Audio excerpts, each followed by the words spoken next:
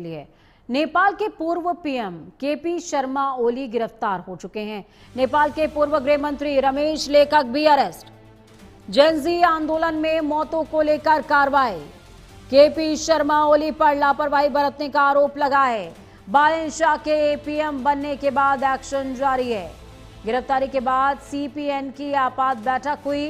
नेपाल के पूर्व प्रधानमंत्री केपी शर्मा ओली और पूर्व गृह मंत्री रमेश लेखक को पुलिस ने शनिवार सुबह गिरफ्तार कर लिया।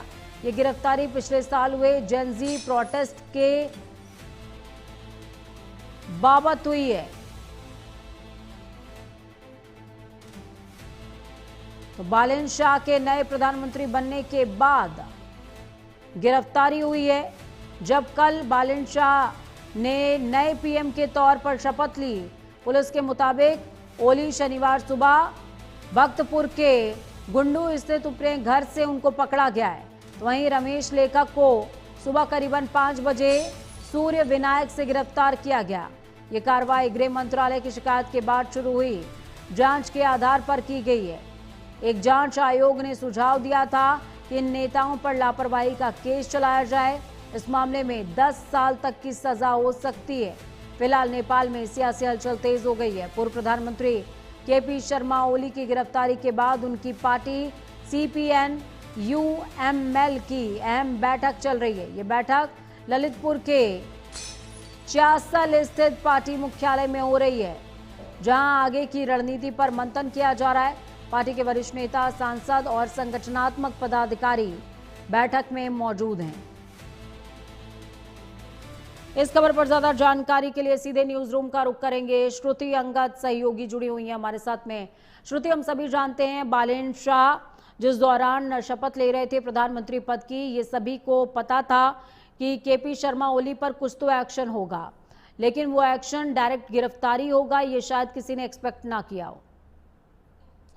बिल्कुल, देखिए 27 मार्च यानी कि कल का दिन जब केपी शर्मा ओली की जगह, और शायद वहीं से इस पूरे भविष्य के बारे में आप सोच पाएंगे, क्योंकि देखिए बालन शाह प्रधानमंत्री की शपथ लेते हैं और उसके बाद मात्र 24 घंटे के अंदर अंदर जब उन्होंने ये एक्शन लिया तो सभी ने कहा कि ये प्रतिशोध में एक्शन लिया गया। लेकिन देखिए गौरी बहादुर कार्की आयोग जिसकी रिपोर्ट में ये खुलासा हुआ, इस जांच रिपोर्ट में ये कहा गया कि 77 लोग जिनकी मौत हुई साल 2025 में सितंबर के महीने में पूजा आंदोलन हुआ था। 8 सितंबर का वो काला दिन जब काठमांडू के सांसद के सदन के बाहर जो जेनजी है वो आंदोलन करते हैं। 19 लोगों की मौत हो जाती है, गोलियों से भून डाला जाता है। अगले दिन 9 सितंबर की तारीख और लोगों की मौत होती है और मौत की जो संख्या है बढ़ती जाती है।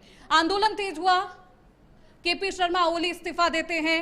हालांकि उस वक्त भी चर्चा ये थी कि बालन शाह को प्रधानमंत्री पद दे दिया जाए, लेकिन चुनाव हुआ, बालन शाह प्रधानमंत्री बने। कल प्रधानमंत्री बनते हैं और 24 घंटे के अंदर अंदर वो एक एक्शन लेते हैं। उस रिपोर्ट के आधार पर गौरी बहादुर कार्की आयोग की रिपोर्ट है जिसमें ये कहा गया कि देखिए पहले ये आरोप लगा था खैर केपी शर्मा ओली पर कि उन्होंने गोलियां चलवाई। गृह मंत्री जिनका नाम आप ले रही थी रमेश लेखक, उनके आदेश पर गोलियां चली प्रदर्शनकारियों पर। लेकिन इस रिपोर्ट में यह खुलासा हुआ कि गोलियां चलाने का जो आदेश है वो उन्होंने नहीं दिया था, लेकिन उन्होंने इसे रोकने की कोशिश नहीं की थी। ये हालात जिसके बारे में केपी शर्मा ओली को जानकारी थी, लेकिन प्रधानमंत्री होने के बावजूद होम मिनिस्टर रमेश लेखक के हाथ में था, लेकिन उसके बावजूद भी होम मिनिस्ट्री गृह मंत्री होने के बावजूद उन्होंने कोई एक्शन नहीं लिया। इसी के आधार पर ये प्रतिशोध नहीं है बल्कि एक्शन लिया गया है। इस रिपोर्ट के आधार पर उनकी गिरफ्तारी की गई है। और गिरफ्तारी से ठीक पहले, क्योंकि केपी शर्मा ओली उन्हें किडनी की बीमारी है, उन्हें सबसे पहले उनका जांच किया जाता है, जांच रिपोर्ट होती है। अभी वो जेल में है, बाद बाकी कानूनी प्रक्रिया जारी है। श्रुति, तो क्या ये मान लिया जाए कि केपी शर्मा ओली की तरफ से जो पूर्ववर्त निर्णय लिए गए थे उनकी भी अब बैकिंग स्टार्ट हो जाएगी, उन्हें भी अब बैरंग लौटाया जाएगा क्या? और क्या ये बालन शाह की रणनीति का हिस्सा है या फिर सिर्फ एक कोशिश है कि जनता को कुछ समय के लिए खुश किया जाए?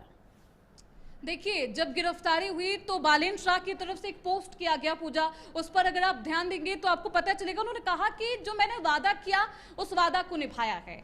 इंसाफ का वादा किया था। उन 77 लोग जिनकी मौत हुई थी उनके आंसू को पोंछते हुए, उनके परिवार के आंसू को पोंछते हुए वो नजर आ रहे हैं। लेकिन बालेन्द्र शाह की बात करें, उनकी प्लानिंग की बात करें, उनकी रणनीति की बात करें, तो वो नेपाल फर्स्ट की ही रणनीति पर काम करे। 12 लाख बेरोजगारों को चाहे नौकरी देना हो, विदेश नीति को सुदृढ़ करना हो, या फिर अपने संसद को और भी सुदृढ़ करना हो, उस पर वो काम कर रहे हैं नेपाल फर्स्ट की भूमिका पर। हालांकि ये जरूर कह सकते हैं कि इसके बाद जो प्रतिक्रियाएं हैं, अहम जानकारी साझा करने